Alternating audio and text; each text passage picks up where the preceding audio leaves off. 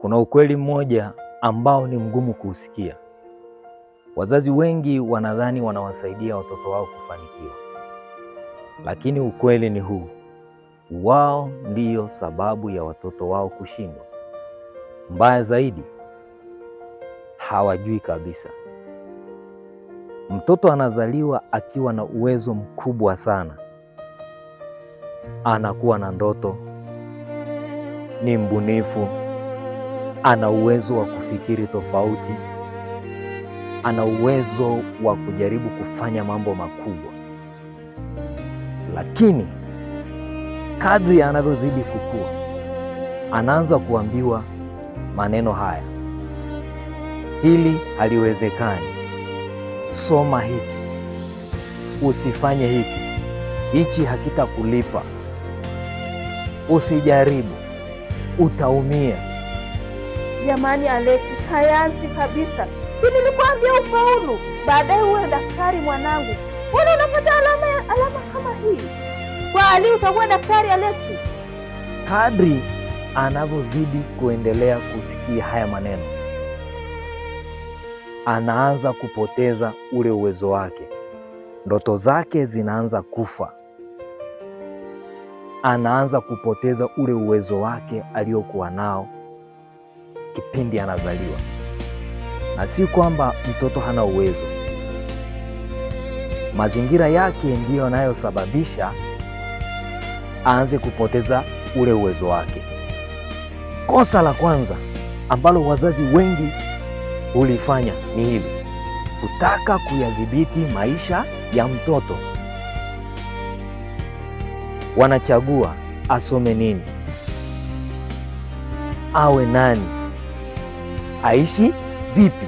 Unapomnyang'anya mtoto uwezo wa kufanya maamuzi juu ya maisha yake, unamfundisha kitu cha hatari sana. Anakuwa mtu mzima, lakini hana maamuzi juu ya maisha yake.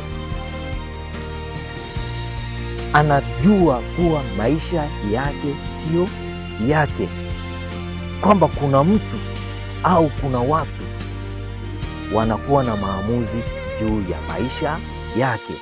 Kwa hiyo hawezi kuamua. Anahisi kwamba ili afanye jambo fulani lazima kuna mtu azungumze juu ya maisha yake. Hili ni kosa la kwanza ambalo wazazi wengi hulifanya. Kosa la pili ambalo wazazi wengi hulifanya ni kuhamisha hofu zao kwa watoto wao.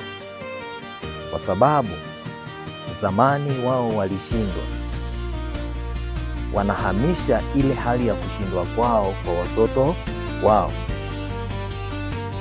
Wanaanza kuambia, usijaribu vitu vipya, biashara ni ngumu, hili haliwezekani, usicheze katika mazingira hatari.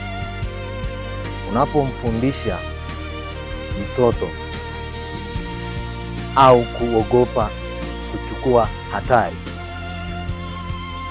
unamfundisha kuyaogopa maisha. Kosa la tatu ambalo wazazi hulifanya: kumlinganisha mtoto na wengine. Angalia, mzazi anamwambia mtoto, kwa nini usifanye kama fulani? Kwa nini usifanye kama mtoto wa kwa fulani? Kwa nini wewe huwezi? Si nilikwambia usome kwa bidii? Wewe kama mtoto wa kwa fulani. Jamani, si unajua mtoto wa kwa nani amefaulu sasa hivi ni daktari? Kwa hali wewe unakuwa daktari kweli au unataka kuwa nani? Jamani, nasubiria daktari hapa. Wapi sasa hapa? Jamani, unapojaribu kumlinganisha mtoto na wengine, unaua kitu cha muhimu sana ndani ya mtoto. Kitu hicho ni nini? Unaua utambulisho wa kwake mwenyewe, unaua identity yake. Mtoto anaanza kuishi maisha ya kujilinganisha na wengine, ataishi maisha ya kutaka kufanana na wengine.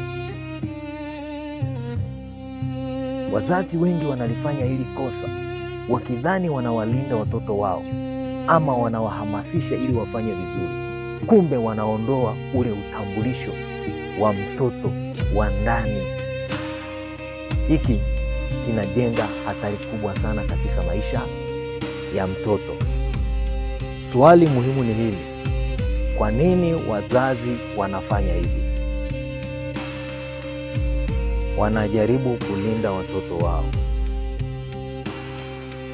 wanajaribu kuwalea watoto katika misingi ya maisha yao ya zamani, hofu zao, kushindwa kwao, kupoteza kwao na magumu walioyapitia, lakini wanasahau kwamba dunia imebadilika.